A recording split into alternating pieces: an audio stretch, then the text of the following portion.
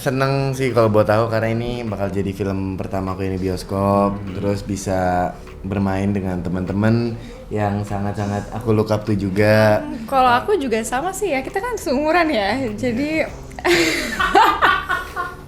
Pressure ya. gitu sih. Hari raya. Jadi udah bisa relate lah dengan cerita di film ini gitu. Biasanya kan kalau sebelum-sebelumnya aku main film tuh pasti aku harus memaksakan usia aku untuk lebih dewasa. Jadinya nggak bisa relate gitu. Sedangkan yang ini aku ngerasa di usia yang sekarang memang udah memasuki tahap-tahap ini gitu buat aku personally ya gitu. Jadi relate dan seru, ringan ceritanya, tapi juga pemain-pemainnya keren. Jadi kenapa nggak aku terima gitu. Jadi seneng banget lah ditawarin. Menarik banget sih, terus ceritanya juga kayak kebetulan saya belum waktu yang ditanya-tanya ya. Iya, tapi menurut aku sedih dan bagus aja. Dan aku suka banget Bali, alhamdulillah. Senang lah punya kesempatan berkarya bareng teman-teman yang energinya luar biasa, belajar bareng, senang bareng, susah bareng, kepanasan bareng. Ya pokoknya kalau kita berkarya total kan pasti insya Allah juga energinya akan kerasa sama penonton. Itu aja sih. Kedinginan bareng gitu. Oh bareng. Menurut aku waktu kedua kalinya kerja sama Mas Guntur, menurut aku seneng sama hasil karyanya gitu. Ditawarin sini gitu, ketemu lagi dengan Dava, Manda, Edward sama Amel. Kolaborasi yang aku nggak pernah kerja sama mereka, dan aku tadi baru aja ngeliat filmnya, aku senang banget sih. Semoga ya.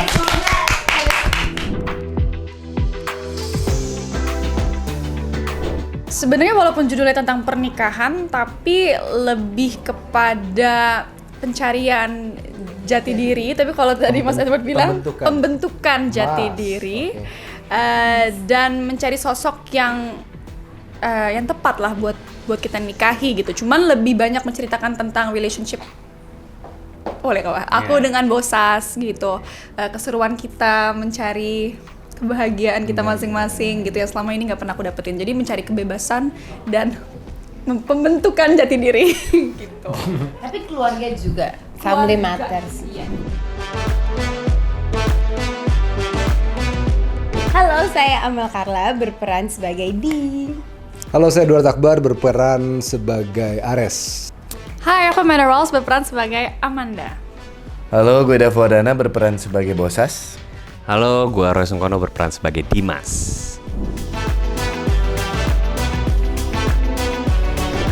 Sebenarnya kalau di karakternya Dimas, background story-nya nggak terlalu banyak dijelasin. Secara visualnya juga nggak terlalu banyak, keluarganya seperti apa, sebenarnya keadaan ekonomi seperti apa. Jadi kalau tantangan mungkin mencari alasan kenapa karakter ini bisa seperti ini. Lebih ke situ sih.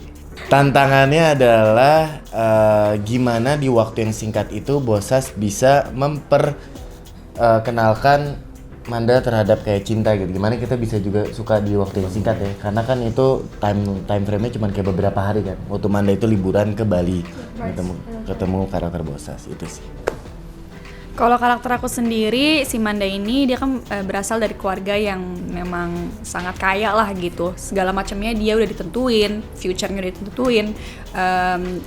Nggak perlu lagi dia mikirin tentang uang segala macam. Dan satu hal yang dia nggak miliki adalah kebebasan gitu untuk mencari kebahagiaan buat diri dia gitu. Dan selama sama Bosas, dia merasa dia menemukan kebahagiaan itu yang nggak pernah dia rasain sebelumnya. Dan ya mungkin itu dia sih, bertemu dengan orang yang tepat tapi di waktu yang tidak tepat, karena di saat lagi bridal shower pas ketemu dia. Tantangan ya, bukan tantangan ya, tapi persiapan gitu, senang ngumpul bareng semua, bagaimana proses standar lah gitu, kita berhubungan antara karakter, bagaimana kisah mereka berdua, terus bagaimana kita bekerja sama dengan kerja kolektif dengan satu tim yang akhirnya menciptakan suatu karya. Itu kan bisa energinya sampai ke penonton itu kalau misalnya memang energinya itu benar-benar bersinergis gitu. Dan bersyukur aja di sini gitu loh. Dan ini suatu film yang memang sangat perjuangan gitu loh, suatu perjuangan, karena adik gue agak-agak nyebelin, ngehe gitu, tapi ya backgroundnya orang tua kita udah nggak ada ya. Jadi gue gantiin berperan sebagai orang tua, tapi bikin banyak ulah juga, tapi sayang, tapi gimana, tapi ketemu cewek cakep, tapi oh cakep juga, tapi gimana gitu. Ya kira-kira gitulah ya. Ya, jadi aku di sini berperan sebagai teman baiknya Manda gitu sama Sasa. Tapi Sasa belum sampai. Jadi ya jadi kita berdua tuh lagi ngadain bridal shower aja gitu. Nah, pengennya kan have fun dong, bareng-bareng nih bertiga. Kenapa tiba-tiba ente jalan sendiri? Kan bingung tuh gitu sih. Iya. Jadi di sini peran kita harusnya sebagai ya teman yang baik aja sih gitu. Cuman ya konflik-konflik namanya juga temenan pasti ada kan. Makanya nonton aja.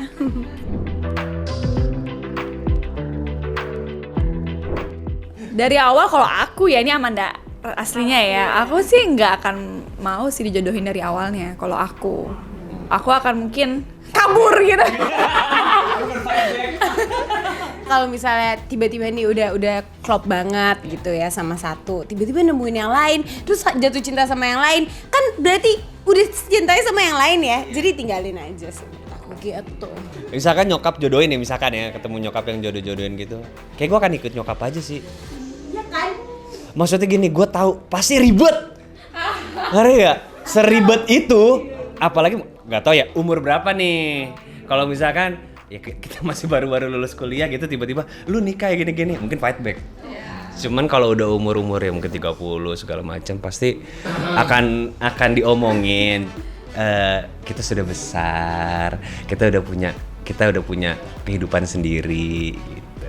Ya kalau menurut Kalau kejadian aku kayak ya aku sih bakal fight back sih. Karena pernikahan itu adalah komitmen for the rest of your life. Pengennya itu kan sampai meninggal bareng, maksudnya sampai kita di akhir hayat bareng gitu loh.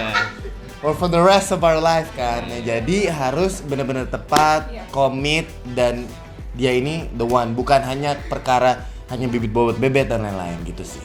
Kalau masalah jodohin atau pasangan untuk menikah itu semua masalah keyakinan, masalah komitmen, masalah rasa, dan bagaimana pasangannya. Intinya bukan yang masalah gimana, tapi dengar dulu. Yang mau berjuang bareng, ya kan, yang bisa akhirnya bertoleransi bersama.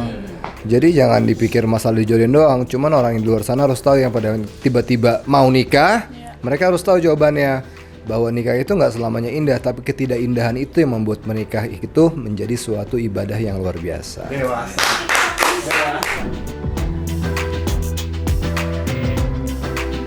Kalau menurut aku sih banyak banget alasannya. Ini oke banget kalau misalnya emang kalian bisa relate itu tadi, misalnya lagi dijodohin atau kayak lagi berada di tengah-tengah kondisi yang ya terhimpit akan dua pilihan gitu. Terus soal ini juga bawa-bawa pertemanan dan keluarga, jadi nontonnya tuh nggak harus sama pacar. Kalau jomblo-jomblo seperti saya bisa nontonnya sama teman-teman dan keluarga kan gitu. Film ini punya pesan yang nyebelin gara-gara dia gitu. Gara-gara bosan. Gara-gara bosas. Ini orangnya. Tapi dari ulah dan nyebelinnya dia dan kisah semua perjuangannya, itu ada value yang bisa ditonton, dinikmati,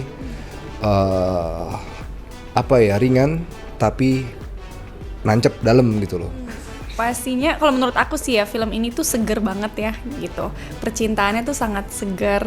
Walaupun serius sebenarnya ya, udah memasuki tahap pernikahan gitu segala macam, tapi dibilang fun ya relationship kita berdua gitu.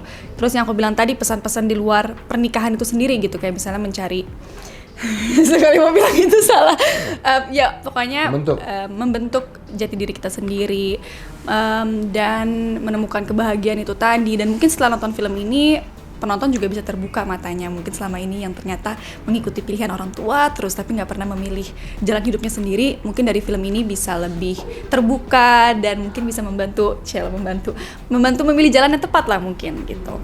Ya kalau pandangan gue sih ini bantu mempertanyakan lagi lah pilihan besar kita. Salah satu pilihan besar dalam hidup kan ada nikah.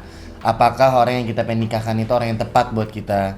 Dan ya seperti tadi yang gue sempat bilang, mungkin di detik-detik terakhir itu ada orang ketiga atau orang lama yang datang dan lain-lain. Itu kan membantu kita untuk mempertanyakan dan memperkuat pilihan kita. Dan di film ini itu cukup dieksplor hal seperti itu gitu. Jadi semoga banyak hal yang bisa relate, banyak orang bisa relate, karena pernikahan itu adalah sesuatu yang semoga pasti ya dalam hidup gitu. Film ini tuh sangat ringan dan semuanya ada tentang tentang cinta sama keluarga, ada sahabatnya ada, dan selama gue nonton gue sangat menikmati setiap adegan mereka berdua, gemesnya dapet.